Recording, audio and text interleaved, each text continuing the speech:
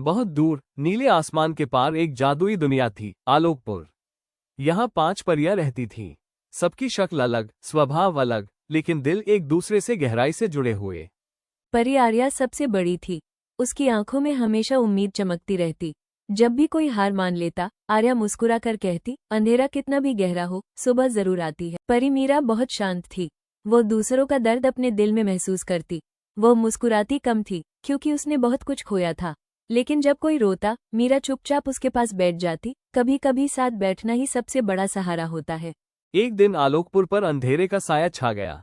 खुशियां फीकी पड़ने लगी, रंग बेरंग हो गए, जादू कमजोर होने लगा। 5 परियां डर गईं, लेकिन भागी नहीं। आर्या बोली, अगर हम साथ हैं तो अंधेरा हार जाएगा।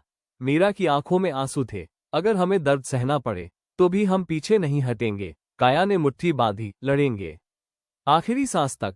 सिया ने मासूमियत से पूछा, अगर हम हार गए तो? नायरा ने पहली बार जोर से कहा, तो भी कोशिश करना मत छोड़ना। अंधेरे को हराने के लिए एक परी को अपनी सबसे प्यारी चीज छोड़नी थी। सब चुप हो गए। नायरा आगे बढ़ी। उसने कहा, मेरे पंख पहले ही टूटे हैं। अगर मेरी रोशनी से सब बच सकते हैं तो मुझे मंजूर है।